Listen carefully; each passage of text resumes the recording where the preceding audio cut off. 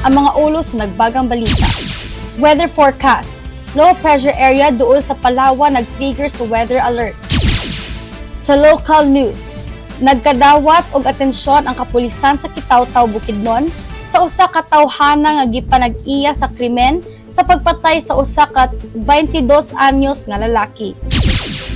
Ipatuman ang pagbago sa oras sa mall sugod sa Nobyembre 15 alang sa holiday season. International news. Ang House Leader nag-ingon nga ang unit team coalition intact taliwala sa Duterte-Romualdez tension. Ang rate sa walay trabaho gamay nga pagtaas, ang underemployment mikunhot sa Setyembre. Sa international news, tulo ka individual ang napatay human maaksidente sa bus sa New Delhi, India. Ug sa showbiz, ipahayag ni Cassie Legaspi ang ilahang pag-unfollow sa usat-usa ni Kailin Alcantara sa Instagram. Si Pauline Luna naghatag og taas nga mensahe sa iyang bana nga si Vic Soto sa anibersaryo sa ilang 12 ka tuig nga pagsinabtanay. Sa sports, gipaningkamot ni Omir Marshall na makakita sa Olympic ring si 8th Division World Champion Manny Pacquiao. Sa international feature, anda mga China nga pauswagon ang relasyon sa US sa tanan nga level. National feature, ang ubang mga residente sa Tacloban nagpuyo gihapon sa danger zones usa ka dekada human sa Yolanda. O sa atong trivia, ilho nato ang atong minahal nga Pilipinas.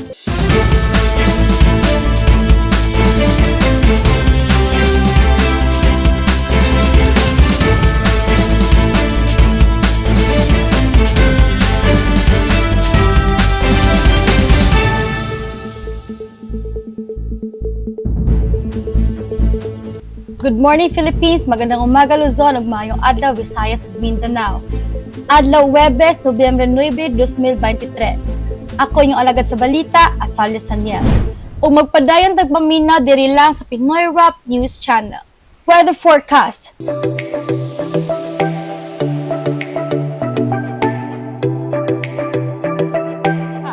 Low pressure area duol sa Palawan nag-trigger sa weather alert. Sa sayong mga oras karong adlaw, namatikdan sa mga otoridad sa meteorologiko ang usa ka nagpauswag nga low pressure area nga gibanabana nga 395 km west-southwest sa Puerto Princesa City, Palawan. Ang presensya sa northeast monsoon mas makapakomplikado sa sitwasyon, partikular sa extreme northern Luzon. Ang panagtapok niining mga sistema sa panahon nagpatunghag mga kabalaka sa mga residente o lokal nga mga otoridad samtang sila nanghandam alang sa posibleng dili maayo mga epekto. Ang mga residente sa palibot sa Puerto Princesa City, Palawan, giauhag nga magpabilin nga nahibal-an bahin sa labing bagong update sa panahon ug sundon ang bisan unsang advisories nga gipagawas sa mga hintungdan nga otoridad.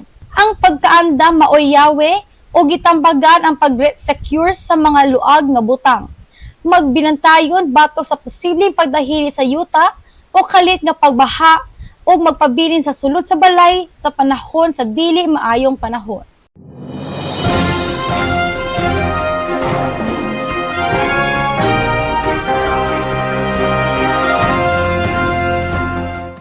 Sa atong local news, nagkadawat og atensyon ang kapulisan sa Kitaw-Taw, Bukidnon sa usa ka tawhana nga gipanag-iya sa krimen sa pagpatay sa usa ka 22 anyos nga lalaki.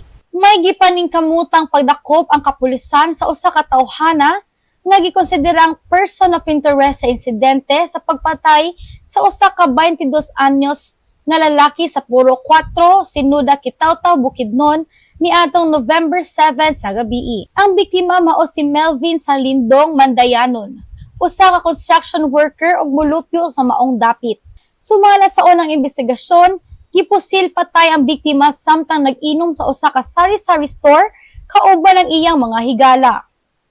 Ang suspect nga miduol sa tindahan gamit ang usa ka kalibre 45 na armas, miopensa sa biktima og 4 ka beses unya mitaka sa walay nahibaw-an nga direksyon.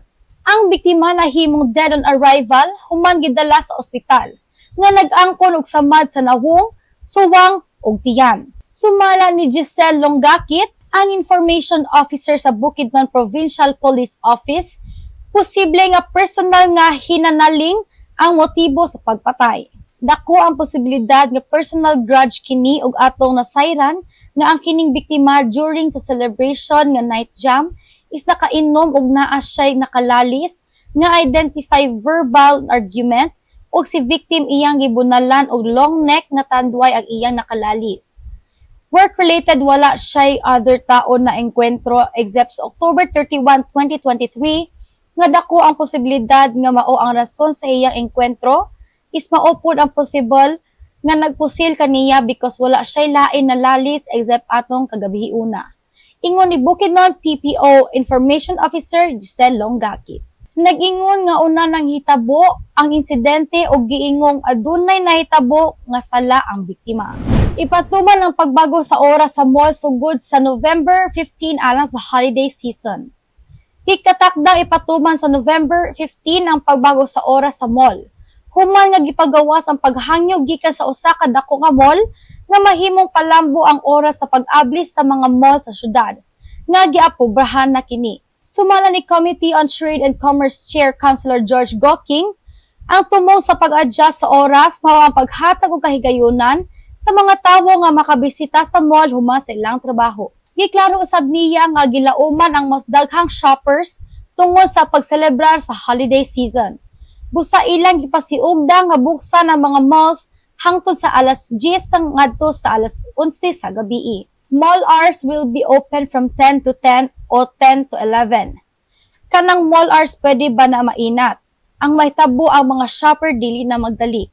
The best answer is to extend the mall hours kung assuming daghan pa tao sa 11 to 10. The best answer is to extend the mall hours kung assuming daghan pa tao sa 10 to 11. Inaton pa na nila. Paghuman sa empleyado sa office, ilis mo abot sa mall 8 o'clock, they find it very feasible. Ingon ni Committee on Trade and Commerce. Ingon ni Committee on Trade and Commerce Chair Councilor George Gokking.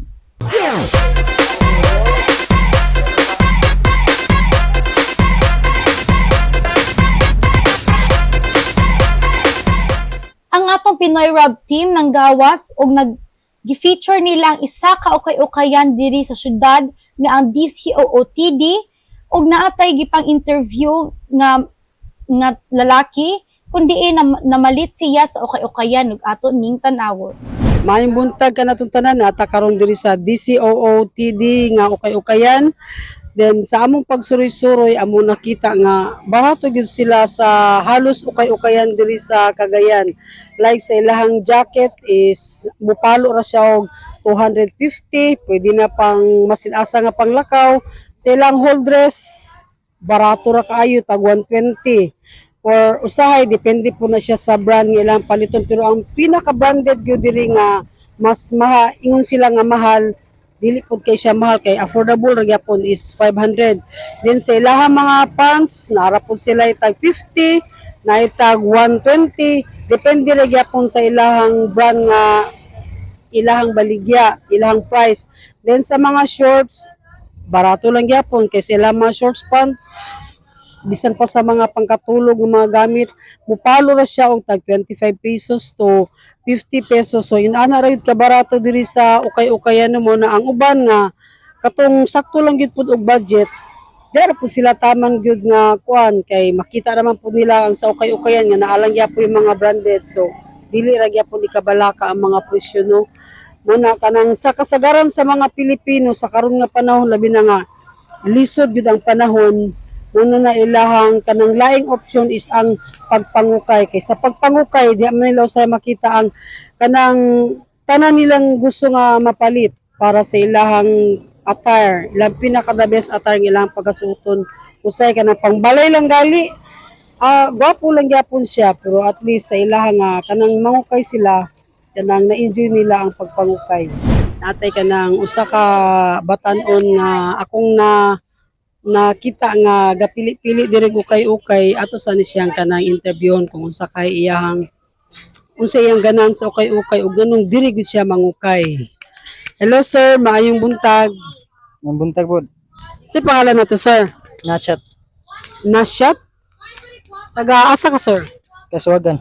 O taga-Kauswagan. So, diri na po ka Cagayan. Kaswagan Pasil. Kauswagan Pasel CDO. Kanang since nagapangukay ka diri, sir, kanang saman, everyday jud ka diri mangukay o karon rasad? Karon ra po. Kaya nakalugar man. Dira mo ko tikas dana. Diri ra ka kay nakalugar, so diri ra ka pikas tindahan sa imuhang pagpangukay, sir, kanang daghan na kag nakita nga gwapo gyud diri. Wala pa, gamay pa kay bago pa man ko. Bago pa, pero sa imuhang naobserbahan barato. Hmm. Sa imuhang nana kinaukay-ukayan sa lain nga konso wala pa. So wala pa kani pag gyud imong na-experience sa nga ukay-ukay. Sa karon, sir, sa may mong ginapangita, Kung may makita niya tsada, danyo. kay og wala kay makitan, sir, tabangan ta na lang sad ka. Pwede gyapon.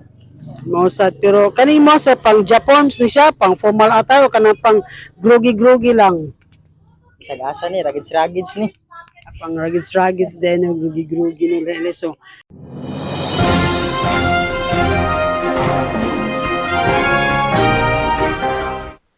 Sa national news, ang lider sa balay nag-ingon nga ang unit team coalition intact taliwala sa Duterte-Romualdez tension.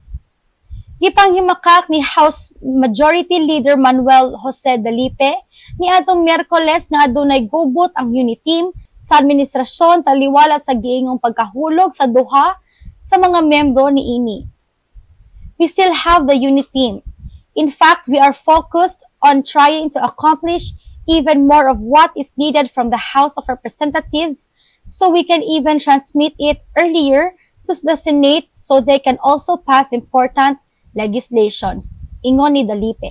Gihimakak usab ni Dalipe nga adunay kalambigitan sa 2028 presidential elections ang giingong panagribal nila ni Vice Presidente Sara Duterte o Speaker Martin Romualdez. As far as the House of Representatives is concerned, we are focused on trying to pass the legislation that would really help our country. So we're not thinking about 2028, Dalipe explained. Niadtong Martes, gipalagpo sa Kamara ang duha ka aliado ni Duterte gikan sa ilang deputy speakerships, kanhi Presidente ug Pampanga Representative Gloria Macapagal Arroyo ug Davao City Representative Isidro Ungab. Ang rate sa walay trabaho gamay nga pagtaas ang underemployment mikunhod sa Setyembre. Ang unemployment rate sa Pilipinas miusbaw og gamay ni atong Setyembre kung itandi ni atong Agosto, samtang ang underemployment rate mius-us ang Philippine Statistics Authority miingon ni atong Miyerkules. Ang PSA nag-ingon nga walay trabaho nga rate naa sa 4.5% sa September. Mas taas gamay kaysa 4.4% nga clip nga nakita kaniadtong Agosto. Kini mihubad ngadto sa 2.26 million nga walay trabaho nga mga mamuong Pilipino niadtong Setyembre kung itandi sa 2.21 million sa niaging bulan.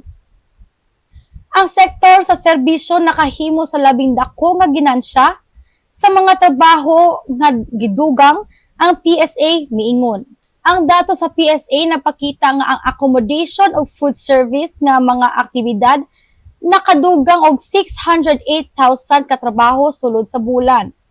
Gisundan sa mga kalihukan sa administratibo o suportang nga serbisyo nga nagdugang 535,000 o pagtukod nga midugang og 481,000.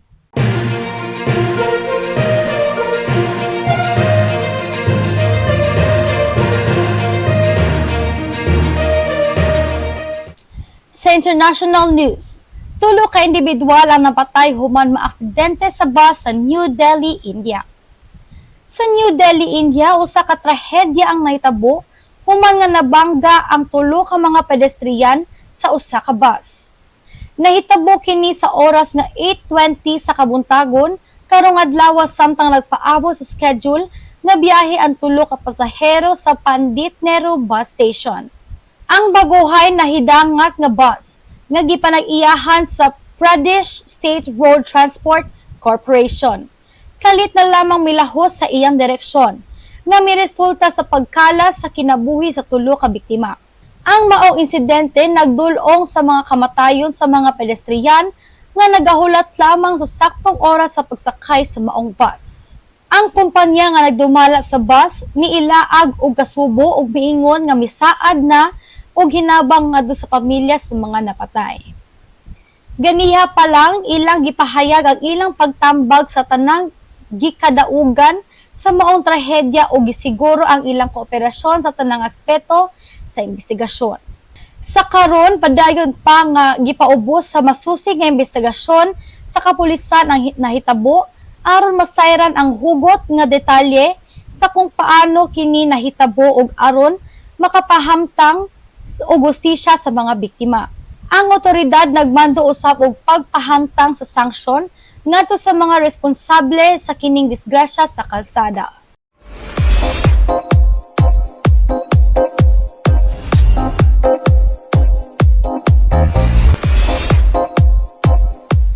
Sa showbiz, gipahayag ni Cassie Legaspi ang ilahang pag-unfollow sa usat-usa ni Kylin Alcantara sa Instagram.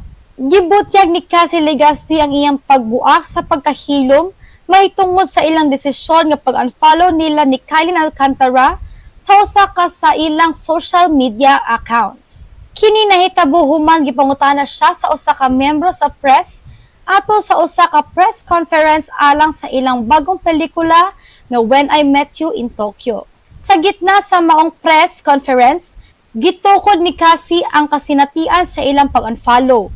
Kanahimong usa ka buhat nga gidiscuss sa katawhan. Pinaagi ni ini, gihatagan niya og kahigayunan ang mga tawo sa pag-ila sa mga personal nga desisyon og dinapit nga nahitabo taliwala nila ni Kylin. Ang maong eksplikasyon ni Cassie nagtukod og kahayag sa kahimtang og nag-abli og langitnon nga diskusyon bahin sa dynamic sa ilang relasyon nga nagdugang sa kuryente sa balita og nanawagan og interes gikan sa mga tawo nga naghandom sa dugay ng hinubog nga kahimtang taliwala sa duha ka mga personalidad sa showbiz. Mato di Cassie nga is in the past o gikinahanglang mag-move on. Gihulagway usab sa aktres ang kasamtangang relasyon nila ni Kylin nga si Vil.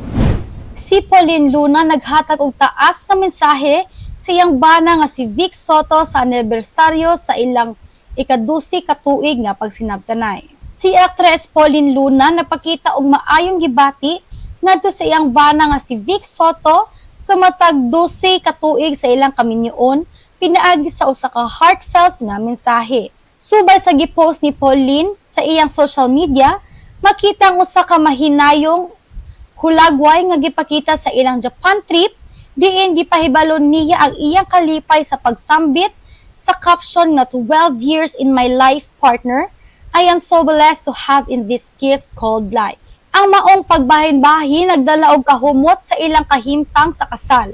Ug dako kaayo ang naggustuhan sa mga netizens nga dili lang nagsilbing inspirasyon sa uban nga magtiayon, kundili gipadangat usab og mga mensahe sa gugma ug pasalamat. Daghang nag-love react sa post ug daghan usab ang nag-comment nga adunay mga mensahe nga nagdayig sa ilang pag-ubanay. May mga nag-ingon nga cheers for long-lasting love. Samtang pipila ka mga kilalang personalidad sa showbiz, mao ang napakita og ilang suporta pinaagi sa pagpadangat og maayong mensahe.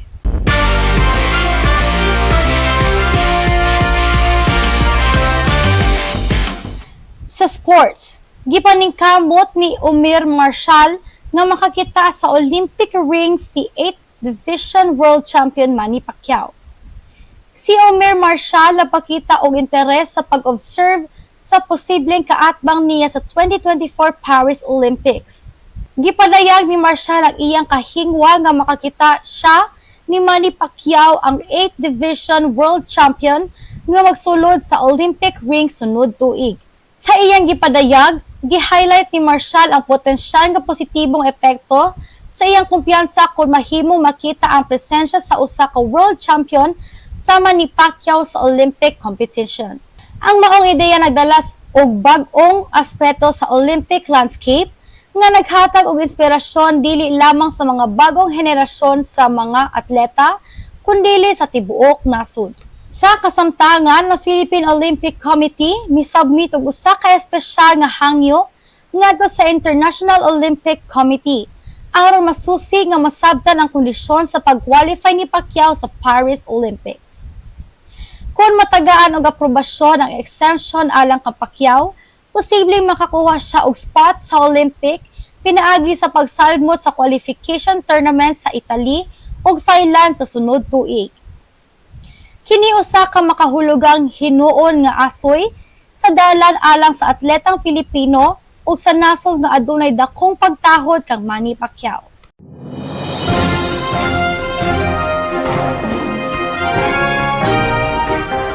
International feature.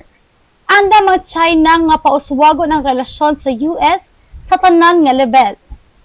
Anda mang Beijing nga makigistorya sa Estados Unidos sa tanan nga level, ang Vice Presidente sa China miingon nga Miyerkules sa wala pa ang gipaabot nga summit sa San Francisco tali sa mga lider nga si Xi Jinping ug Joe Biden sa sunod semana. Namulong sa Bloomberg New Economy Forum sa Singapore, ang Vice Presidente sa China nga si Han Zheng miingon nga bag-uhay nga taas nga level nga mga meeting tali sa Beijing ug Washington nagpadala og positibong mga senyales nga ang mga relasyon nag-uswag. We're ready to strengthen communication and dialogue with the United States at all levels. Advance mutually beneficial cooperation. Properly manage differences and jointly address global challenges, ingon ni Han. Ug samtang gikumpirma sa Beijing ang meeting, gisubli ni Han kaniadtong Miyerkules ang opinion ni Xi nga ang pangutana sa relasyon sa US-China bears on the future of humanity.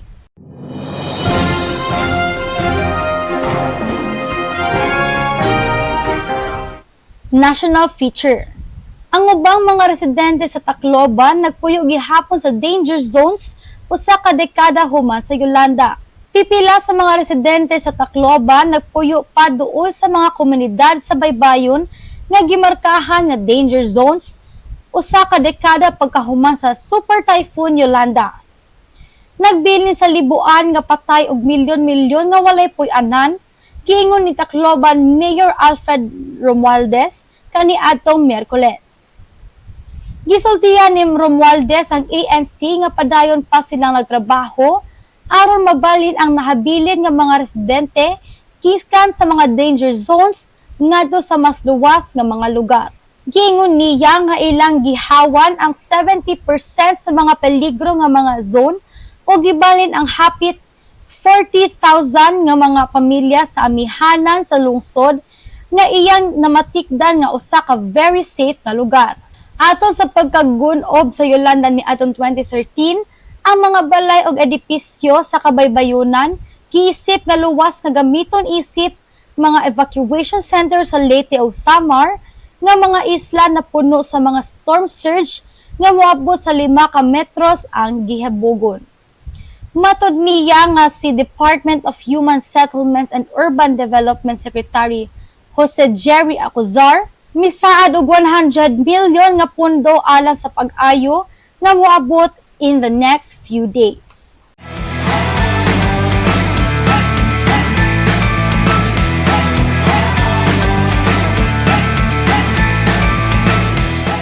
O para sa atong trivia, ilo nato ang atong minahal nga Pilipinas. Nahamutang sa kinapusuoran sa kahabagatan sidlakang Asya, ang Pilipinas usa ka kapuluan sa 7,641 ka isla. Ang matag usa nakatampo sa dato nga tapiserya ni ining buhi nga nasod. Gikan sa talagsaon nga ihalas nga mga mananap ngadto sa mga kasaysayanong mga timaan ni ini. Ania ang pipila ka makaiikag nga trivia mahitungod sa Pilipinas. Nanguna diri ang tarsier, mga tigbantay sa kalasangan. Ang Pilipinas mao ang Pinoy-anan sa pinakagamay nga unggoy sa kalibutan, ang tarsier. Uban sa ilang madanihon nga dagkong mga mata ug lahi nga mga lihok sa ulo, Kining gagmay nga mga unggoy makita sa lain-laing mga rehiyon nga makapadani sa mga lokal o turista. Sunod ang Puerto Princesa Underground River Nature's Marvel. Gipasigarbo sa Palawan ang Puerto Princesa Subterranean River National Park, ang Pinoy-anan sa Puerto Princesa Underground River, usa ka new 7 wonders of nature.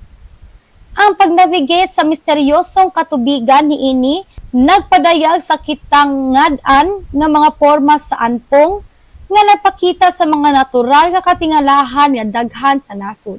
Culinary fusion, adobo o beyond. Ang lutuing Filipino usa ka makapahimuot nga pagsago sa mga lami nga giporma sa mga impluwensya sa insik, Espanyol ug Malay. Ang adobo usa ka lamian nga putahe nga kasagarang ginama sa baboy o manok. Naghupot sa dungog nga giisip nga nasudnong putahe nga nagrepresentar sa lain-lain ug lami nga alingagngag sa katawhang Pilipino. Ikaapat ang Banawe Rice Terraces, usa ka karaang katingalahan.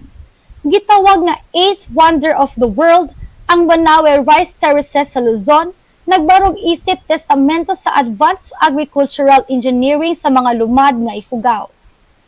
Gikulit sa kabukiran kapin sa 2,000 ka tuig na ang milabay.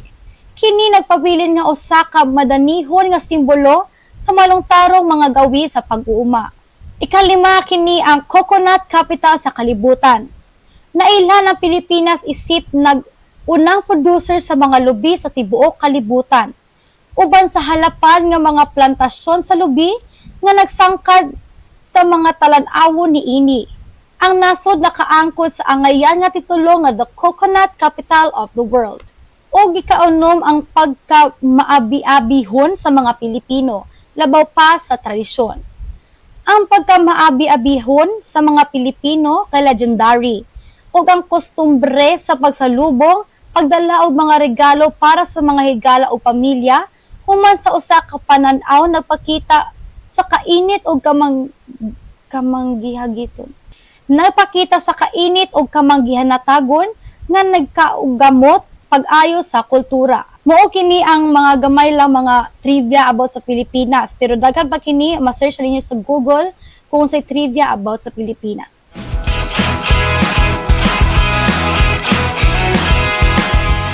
O para sa atong Christmas countdown, aduna na lang tay 46 days before mag-Christmas. Ug mao kadto ang ato nakuha nga impormasyon gikan diri og sa gawas sa nasod.